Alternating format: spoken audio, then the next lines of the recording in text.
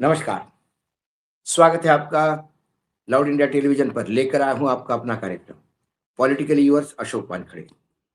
पश्चिम बंगाल, आखिर ममता दीदी का वही हुआ जो भाजपा ने उद्धव ठाकरे के साथ किया। शिवसेना तोड़ी, ठाकरे हाशिए पे। ऐसा ही ममता के साथ हुआ। आज ममता की पार्टी तृणमूल कांग्रेस यानी टीएमसी टूट गई।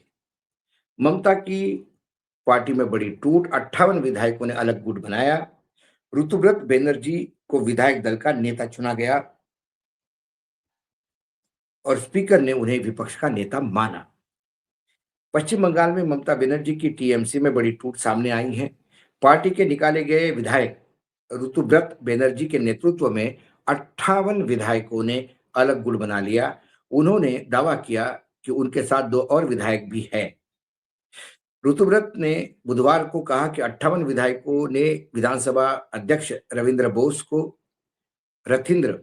बोस को समर्थन देकर अ, उन पत्र देकर समर्थन का विधायक दल का नेता और नेता विपक्ष घोषित करने की मांग की, जिसे स्पीकर ने मंजूरी दे दी।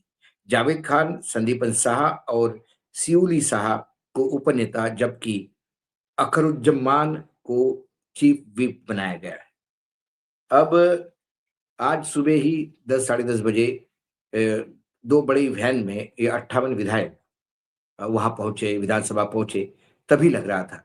इसके पहले ममता जी ने जब अपने यहाँ विधायकों की मीटिंग बुलाई 80 विधायकों की, उसमें से सिर्फ 20 आए थे, 60 नहीं आए थे, मीटिंग कैंसल कर दी, तभी उन्हें लगा कि कुछ गड़बड़ है।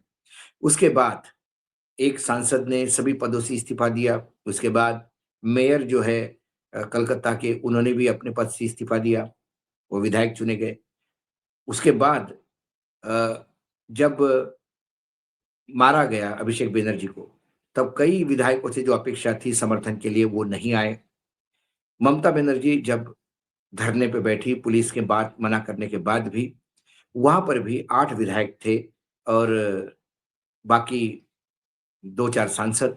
तो इसका मतलब पार्टी में से बहुत सारे विधायक ममता को छोड़ के जा रहे हैं और ममता बनर्जी को यही बिल्कुल आइडिया था, तो उन्होंने कहा कि जो लोग छोड़ के जा रहे हैं या गद्दारी कर रहे हैं, उनके लिए मैं इतना ही कहूँगी, ईश्वर अल्लाह तेरे नाम सबको सम्मति दे भगवान। तो सम्मति मति अभी इस कलयुग में क्या होगा, जहाँ बीजेपी सामने है वहाँ मति और सम्मति कुछ होती नहीं, वहाँ तो बस जो होता है वो बीजेपी होता है। हालाँकि अभी विधानसभा स्पीकर की तरफ से या ममता बनर्जी की तरफ से कोई आधिकारिक बयान नहीं है। इसी बीच सीनियर लीडर कुणाल घोष ने बताया कि टीएमसी एमएलए फिरहाद हकीम ने कोलकाता के मेयर पद से भी इस्तीफा दे दिया। यह विवाद उस समय शुरू हुआ जब नेता विपक्ष के चयन में से जुड़े प्रस्ताव पर फर्जी हस्ताक्षर का आरोप लगाने के बाद ऋतुव्रत बनर्जी और संदीपन शाह को पार्टी से बाहर कर दिया। बागी गुट ने मतलब ये हुआ था कि जब नेता प्रतिपक्ष किसको बनाना चाहिए, इसको एक मीटिंग हुई, उस मीटिंग में सबकी सिग्नेचर हुई और ममता बनर्जी ने एक को नेता प्रतिपक्ष घोषित कर दिया। उसके बाद ये दोनों ने वहाँ वक्तव्य दिया कि ये हमारी सिग्नेचर है ही नहीं, फरेबी फ्रॉड सिग्नेचर है, क्योंकि ये सब मिलके जो फ्रंट खोल रहे हैं वो अभिषेक बनर्जी के खिलाफ है। बागी गुट ने अपने पत्र में ममता बनर्जी को भी अभी भी पार्टी का अध्यक्ष बताया है। वो उन्होंने टीएमसी का अलग गुट बनाया, पार्टी नहीं छोड़ी। वो बोलते हैं हमारे अध्यक्ष पार्टी की अध्यक्ष ममता बनर्जी है, लेकिन अभिषेक बनर्जी का नेतृत्व और विधायक दल से जुड़े फैसले को मानने से इनकार करते हैं। अभिषेक बनर्जी की विधानसभा में कोई भूमिका नहीं रहेगी। उनके साथ हमारी पार्टी का कोई संबंध नहीं है। उनके साथ हमारी आवाम का भी दूर-दूर से संबंध नहीं है। अगर संबंध होता तो वो 26 दिन तक छिपे नहीं रहते बल्कि बाहर आ जाते। जैसे चोरों को पीटा जाता है वैसे उन्हें पीटा गया। हम में से किसी नेता ने भी ना तो केंद्र और ना राज्य सरकार से सुरक्षा की मांग नहीं की और अभिषेक बनर्जी उस दिन चोरों की तरह पिटाई खाने के बाद ये कह रहे थे कि आवाम उनकी रक्षा करेगी। फिर देखा गया कि उन्होंने केंद्र सरकार को अपनी सुरक्षा बढ़ाने के लिए पत्र दिया। हम लोग उन्हें लेकर चर्चा नहीं करना चाहते। जहाँ तक ममता बनर्जी की बात है, तो हम मानते हैं कि ममता बनर्जी बहुत वरिष्ठ नेता और हमारी उनसे माँग रहेगी कि वे हमारी मुख्य सलाहकार की तरह हमारी पार्टी का नेतृत्व करती रहेगी। संसदीय नियमों के मुताबिक उनका गुट बंगाल विधानसभा में असली गुट और मुख्य विपक्ष है। बागी गुट के 58 विधायकों का समर्थन है, जो दल-बदल कानून के तहत ज़रूरी 2 तिहाई से ज़्यादा है। 2 तिहाई 54 होता है 80 का। उनके पास अभी 58 है यानी 4 ज़्यादा, 2 और मतलब 60। अब सवाल ये है कि ये पार्टी की टूट यहाँ तक ही है कि उसके बाद असली और नकली टीएमसी की लड़ाई लड़ी जाएगी जैसी शिवसेना की हुई। ऐसे में विधायक और सांसद भी साथ में हो तो भी संगठन ज़रूरी होता है होने के लिए। तो संगठन के लोग कुछ उतरे इसके पहले, मतलब ये जो 58 गुट लोगों का जो गुट है, इन्होंने अलग जाके स्पीकर से मिलते समय ही इधर ममता ने एक बड़ी घोषणा की। पार्टी के भीतर बगावत के बीच ममता बनर्जी ने बुधवार को राज्य के सभी कमिटियों और फ्रंटल संगठनों को तत्काल प्रभाव से भंग कर दिया है और पार्टी अब पूरे संगठन पर पुनर्गठन करेगी। विधानसभा चुनाव के हार के बाद पार्टी में असंतोष बढ़ गया है। क्यों फैसला लिया ममता ने इसके बाद? निष्कासित विधायक ऋतुव्रत बनर्जी के नेतृत्व में 58 विधायकों ने बगावत की। पार्टी पार्टी नेतृत्व संगठन में बड़े बदलाव कर जमीनी स्तर पर अपनी पकड़ मजबूत करना चाहती है।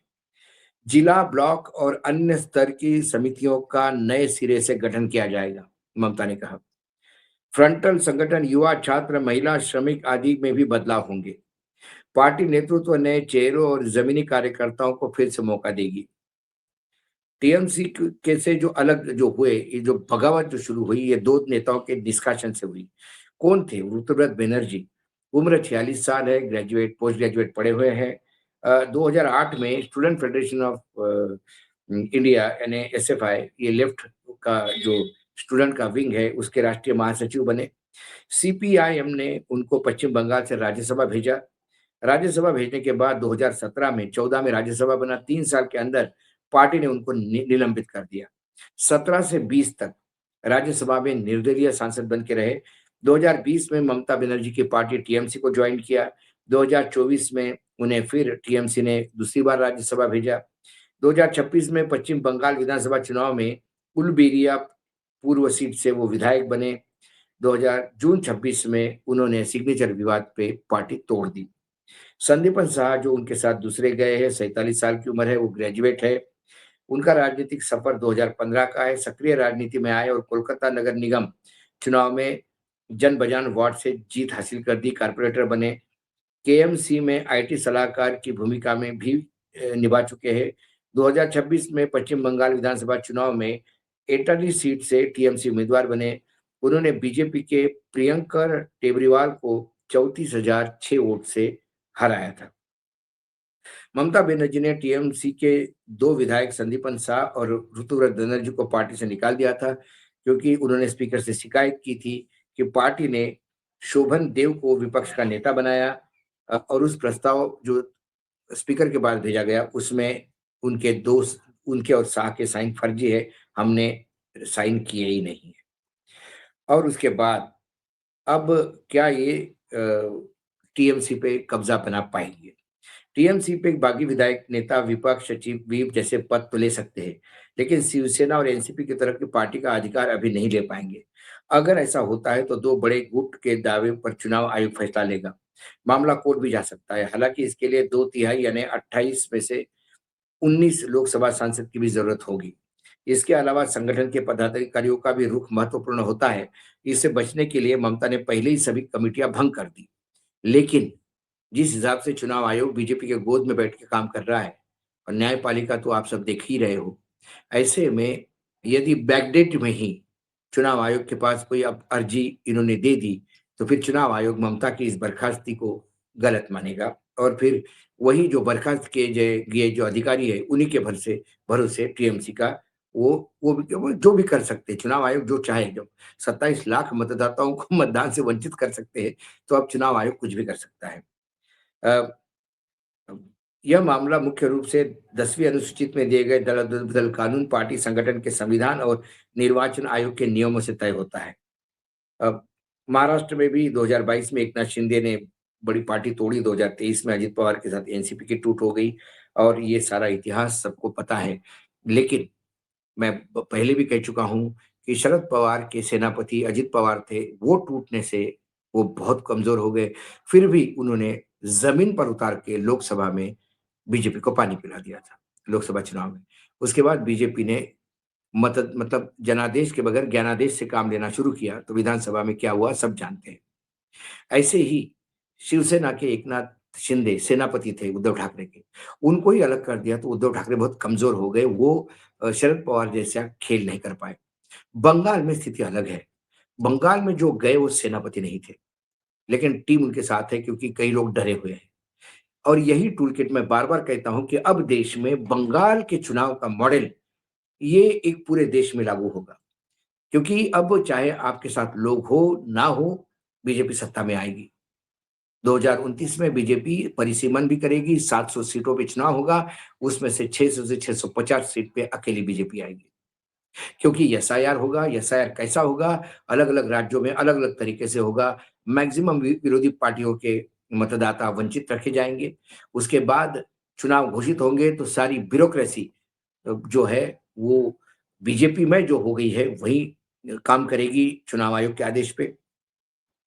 उसके बाद जैसा बंगाल में हुआ 12 बजे ही सारे चैनलों ने बीजेपी को घोषित कर दिया था और उसके बाद बीजेपी के कार्यकर्ताओं ने जो टीएमसी के मतदाता जहाँ मतदान काउंटिंग होती है, वहाँ पे बीजेपी के टीएमसी के एजेंट को पीट-पीट के भगाया और उसके बाद 12-1 बजे के बाद जो मतगणना हुई, वो सिर्फ़ बीजेपी के अनुसार मतलब बीजेपी के एजेंट पे हुई। ममता ने आरोप लगाया कि 177 सीटें ऐसी है, जहाँ मतदान गणना केंद्रों में से लोगों को भगाया गया। ये सारी चीज़ें यही टूल किट होगा अभी। उसके बाद जो 12-1 बजे से जो हिंसा का दौर चलता रहा, नेताओं को पीटा गया, अभिषेक बैनर्जी तक बात आती है, उसका सर तोड़ने का प्रयास किया, कल्याण बैनर्जी पीटे गए, ममता खुद मतगणना केंद्र पे गई तो उसको पीटा गया। जो कार्यकर्ता थे उनके कार्यालय तोड़े गए, उनके घर तोड़े गए, एक कार्यकर्ता को ऑफिस बेरर को दूसरे मंजिल से नीचे फेंका और पैरामिलिट्री फोर्सेस ये सब देख रही थी मूकदर्शक बन के। तो एक भय व्याप्त है अभी और यही भय इन 80 विधायकों को है कि यदि जीवित रहना है 5 साल, तो हमें ममता का साथ छोड़ना पड़ेगा, नहीं तो जीवन जीना भी मुश्किल हो जाएगा। यही टूल किट अब आसाम से लेके कन्याकुमारी से लेके जम्मू कश्मीर तक लागू होगा और अब इस देश में चुनाव ऐसे ही होंगे। ममता फिर भी संघर्षशील है, ममता ने हमेशा संघर्ष किया, लेकिन वो संघर्ष लेफ्ट के सामने था। लेफ्ट तब भी संविधान को कम से कम सर्वोपरि मानता था। जहाँ संविधान को पैरों के नीचे बिल्कुल रगड़ दिया जाता है, वहाँ ममता का संघर्ष भी कोई नतीजा देगा ऐसा लगता नहीं। आज इस शो में इतना ही, पॉलिटिकल यूअर्स में।